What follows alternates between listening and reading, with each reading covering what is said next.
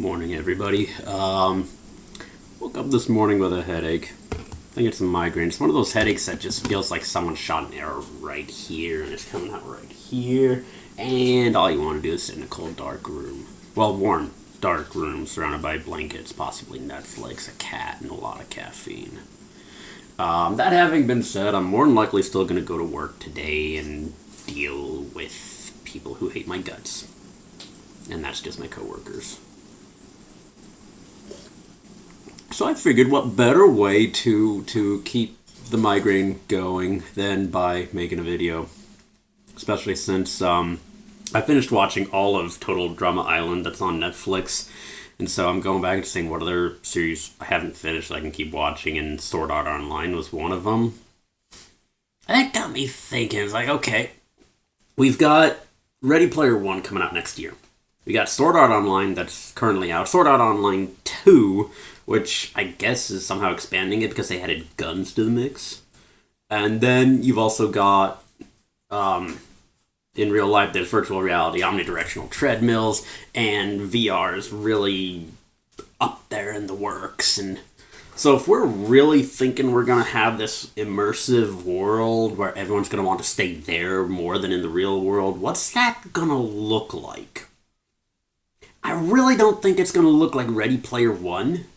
And I say that because it's not nearly as exhaustive as it needs to be for the people that are going to be using it the most. I mean, yeah, Nito Burrito, it's got, Discworld and everything that guys from the people from the 80s loved, but there's no adaptation to the younger generation cropping up.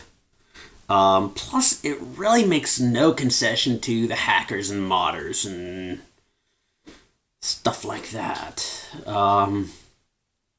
Plus, that whole series, it really only worked with tropes. It didn't try to invent anything new.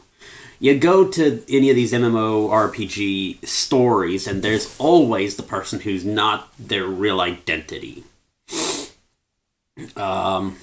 The gal posing as a guy, the guy posing as a girl, blah, blah, blah, blah, blah. Which, on the one hand, we know we don't like it.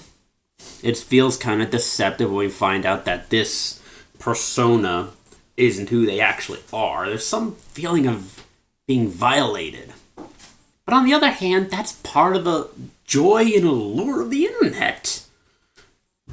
It means that I get to escape reality for a little bit, and whatever reality means in this case is whatever I don't feel like being. Right?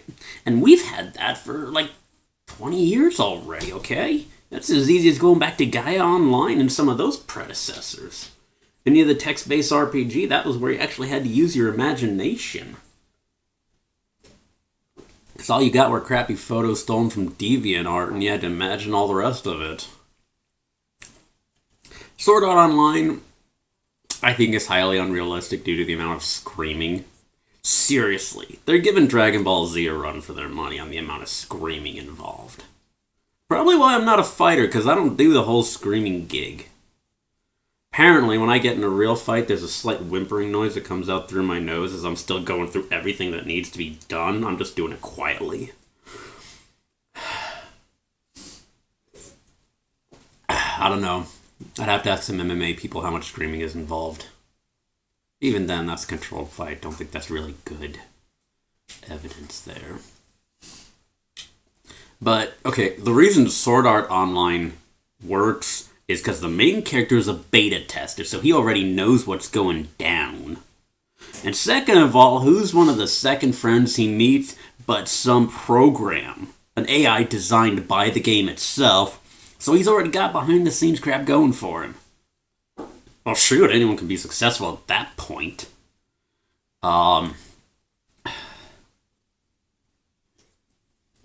Honestly, if we're going to see this totally immersive, wonderful world that everyone's going to want to escape reality and go to, I think it's going to be more like Hack Sign. Right? Now, I know I'm aging myself by mentioning that, but let's consider. It's got all the aspects that can draw the interest of a wide range of demographics into the game. You got the people that are primarily farmers.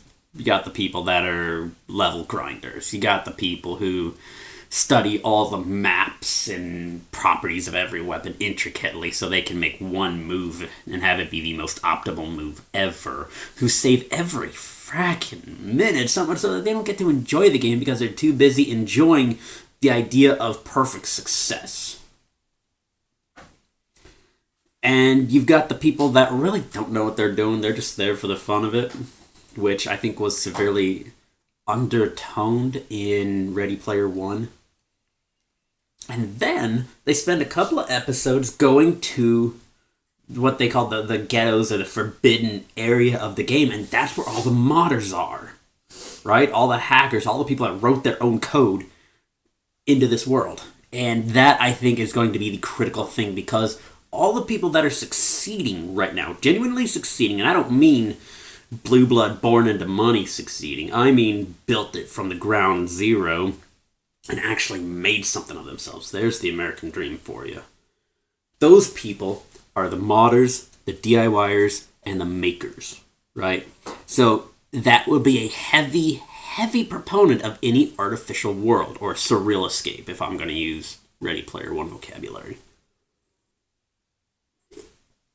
You got the people that only mod a little bit because they want to have a Thomas the Tank Engine for the head of their character, or they want to look like a super buff Chippendale with an eagle for a head.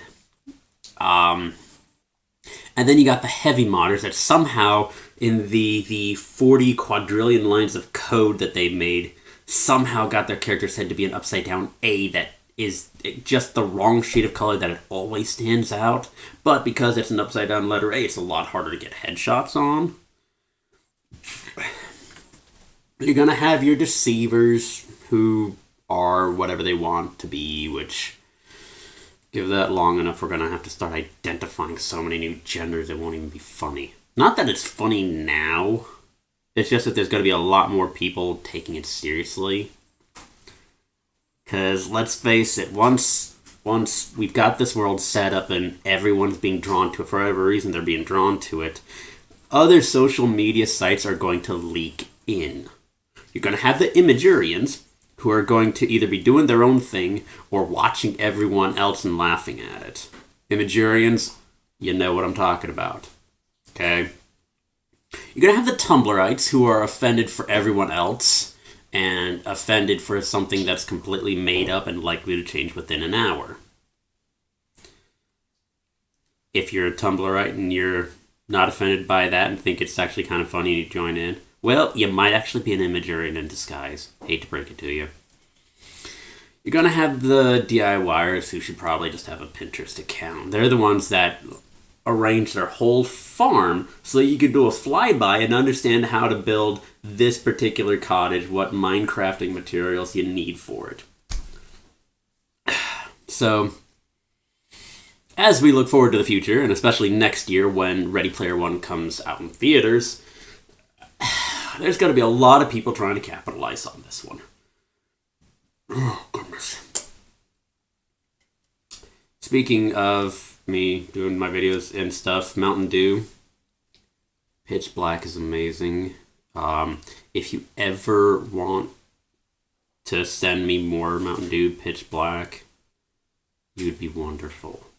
Okay, I would make a whole video just writing haiku and songs to how glorious Pitch Black is. But I'm only drinking soda for medicinal purposes because it has caffeine and it helps the pain pills go down. Alright, so everyone who doesn't have a headache, go do something. Go be awesome while reality is still confined to not the computer. Okay? Peace.